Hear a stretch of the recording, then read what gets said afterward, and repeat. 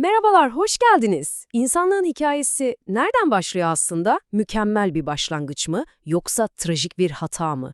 Bugün öyle bir konuya dalıyoruz ki her şeyi başlatan o iki sarsıcı ana gidiyoruz. İlk günah ve ilk kan. Bu iki olay aslında hepimizin içinde bir yerlerde yankılanan o ilk duyguların, yani aldatmanın, kıskançlığın, pişmanlığın kökenini anlamamız için kilit bir rol oynuyor. Şimdi, şöyle bir düşünelim. İnsanlık tarihindeki ilk cinayet. Aklınıza ne geliyor? Bir toprak kavgası mı? Belki bir güç mücadelesi.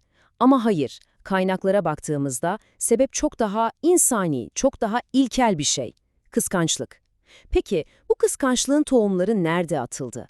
İşte bunun için her şeyin başladığı yere, ilk günahın işlendiği o ana, cennete gitmemiz gerekiyor. İşte bakın, her şey bu ayette özetleniyor aslında. Şeytanın o meşhur ayağa kaydırma anı, insanlığın yeryüzü macerasını başlatan o ilk fısıltı. Peki iblis, yani şeytan, Adem ile Havva'yı tam olarak neyle kandırdı? Yani mesele sadece dalından koparılmış bir meyve miydi? Aslında vaat bundan çok daha büyüktü, çok daha çekiciydi. Şimdi şeytanın vaadine bir bakalım. Orada da basit bir kural vardı, değil mi? Cennetteki her şey serbest ama sadece tek bir ağaca dokunmak yasak. Şeytanın bütün planı da işte bu tek yasağın etrafında dönüyordu. Hedef basit gibi görünse de kullandığı yöntem inanılmaz kurnazcaydı. İşte iblisin ustalığı tam da burada ortaya çıkıyor. Olay bir meyve yemekten çok daha fazlası. Vaat edilen şeye bakın, sonsuz bir yaşam ve asla çürümeyecek bir krallık. Yani melekler gibi olmak. Şeytan, insanın en derin, en zayıf noktasını oynadı.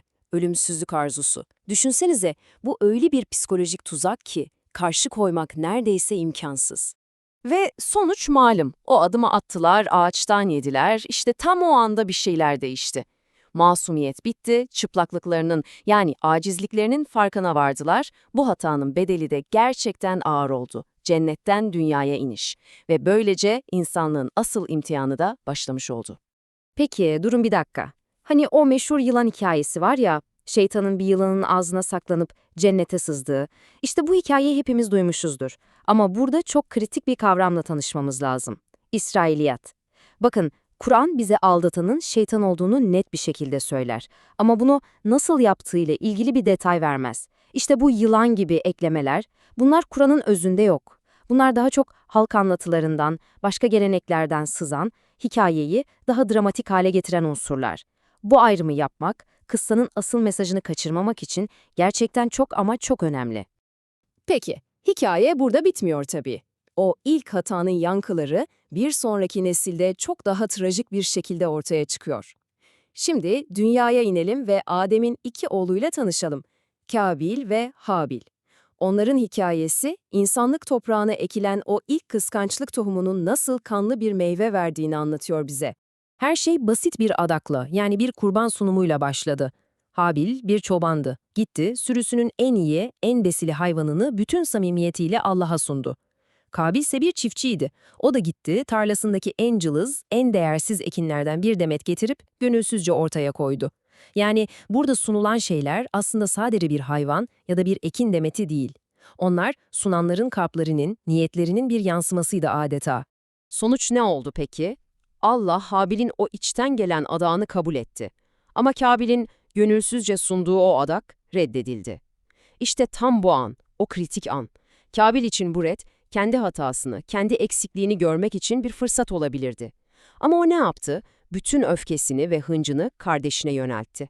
Sorunu kendinde değil, kabul gören kardeşinde aradı. Kıskançlık işte o an kök salmaya başladı.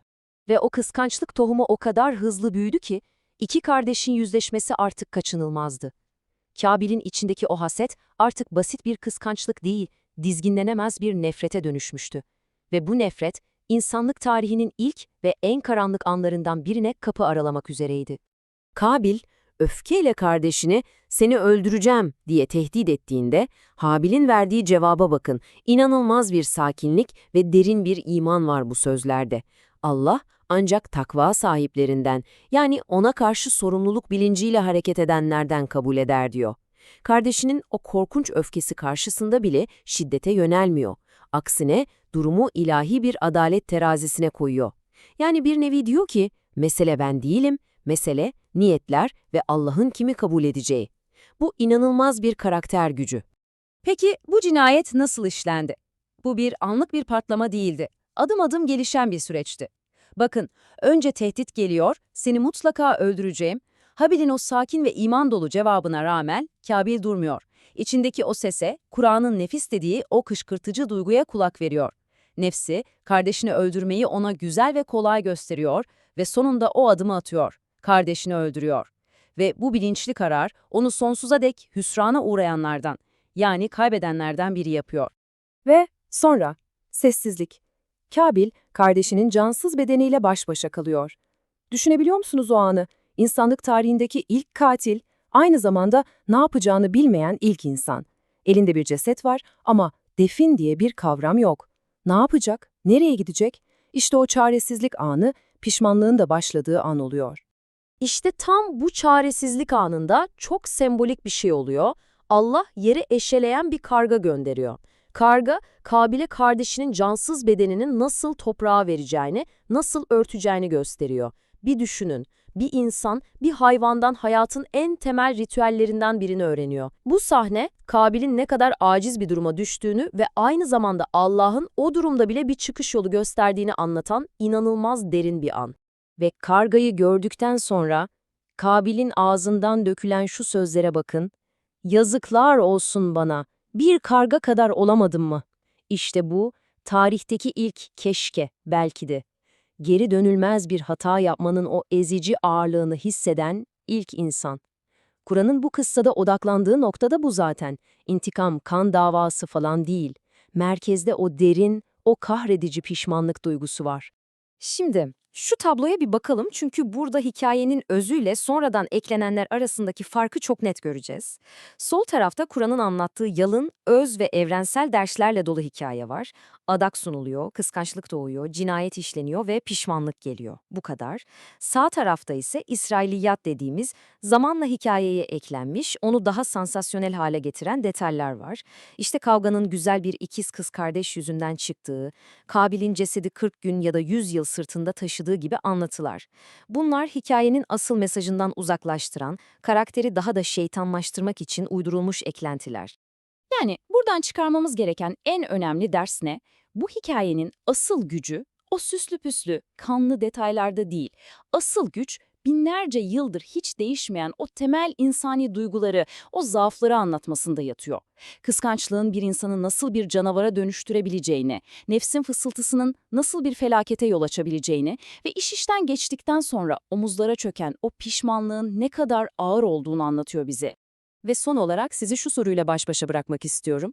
İnsanlığın bu ilk günahının ve ilk cinayetinin tam kalbinde yatan o duygular, yani aldatma ve kıskançlık, bugün, şu an yaşadığımız dünyada ne kadar güçlü sizce?